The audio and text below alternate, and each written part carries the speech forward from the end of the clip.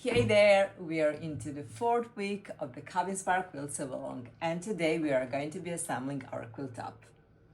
But before moving forward to the quilt top assembly, I just wanted to mention something as I was reading some comments on my blog, and there were some quilters saying that actually looking at the diagram that their logs number 10 and 11 and as well 12 and 13 are not mirrored, maybe thinking at looking at this diagram and this picture. But this is actually correct, because if you see the construction of the logs 10 and 11 is absolutely the same. So let me say this is 10, for example, and this is 11.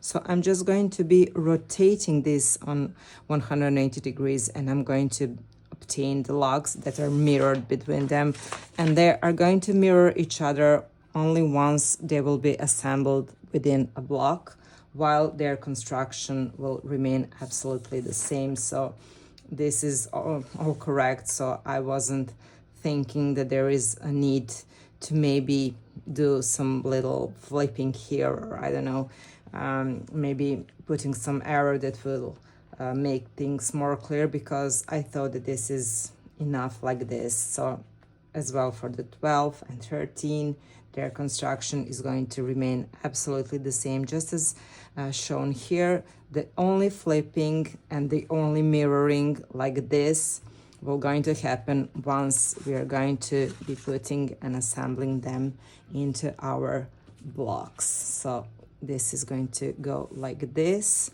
and this is going to be opposite and mirrored once in a block placement. So this is going to be our log completed like this.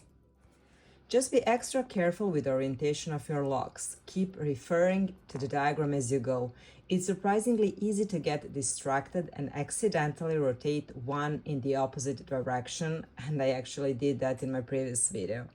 But thankfully I caught it later and pieced them correctly, but a quick double check can save you from a little seam ripper moment.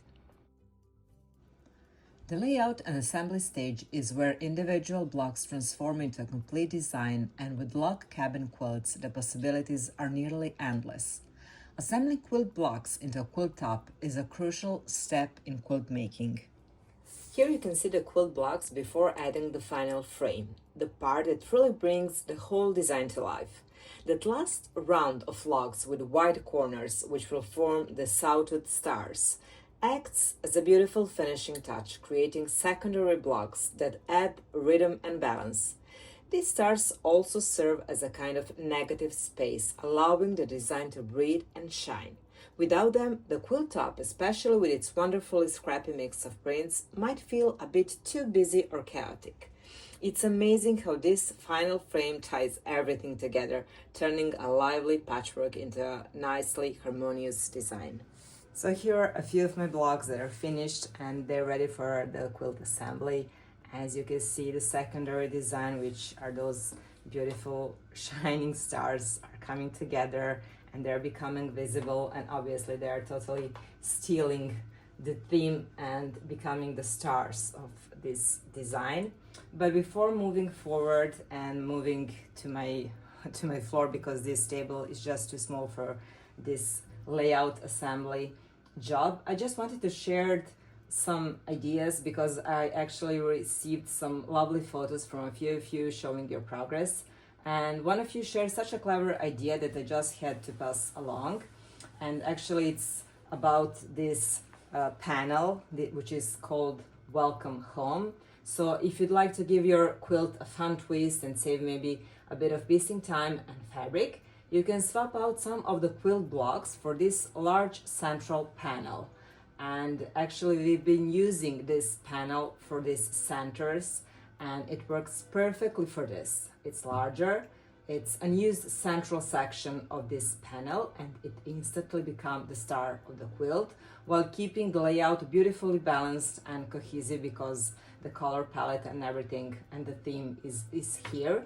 So I think it's such a great way to showcase a favorite print or illustration and keep the design still cohesive and interesting without the extra hours of doing the block assembly. So of course, depending on the size of the quilt that you are doing, you should or add a few blocks side, or maybe split one of the blocks into, and or maybe add some sashing, which I think would be really nice just to frame maybe this design and to emphasize it a bit more. So just this idea that I wanted to share with you. The thrill of piecing together your meticulously crafted quilt blocks into a beautiful and visually striking quilt top is what quilting dreams are made of. It's the moment when your vision starts to take shape and the story your quilt will tell begins to unfold. In case you wanted to follow the steps to create a squared quilt top, but you realize that you prefer the rectangle form, it's not too late to think about adding some optional borders and obtain a size that would suit your needs better.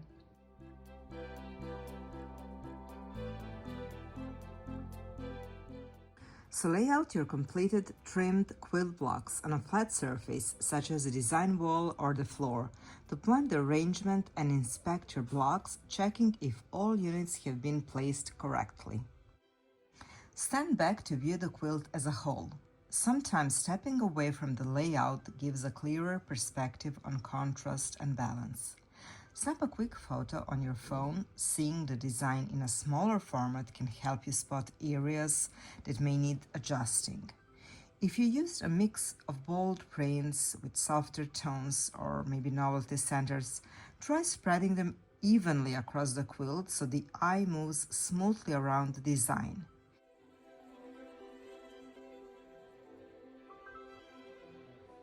This is a stage where you can get the balance of the prints and the saturation or the colors, whatever is in game for this layout. And looking now, although I already changed a few blocks, rotated even a few because I didn't see that they're rotated on the other side or the other direction of the illustration. But here, for example, this is the spot where it's very obvious that there are two clashing or same prints. They are although the same value, so it's very, let's say, heavy on this part of this design and layout. So I'm just going to be change and swipe with this with another one, for example this.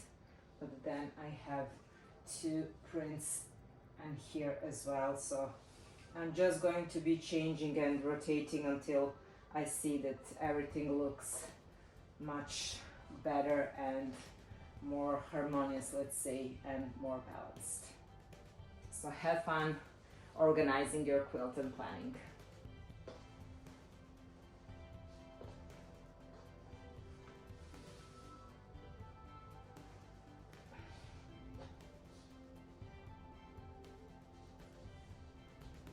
And once everything is balanced and cohesive, you just need to gather your blocks into rows and prepare to assemble the rows together and witness the transformation of your quilt blocks into a captivating quilt top.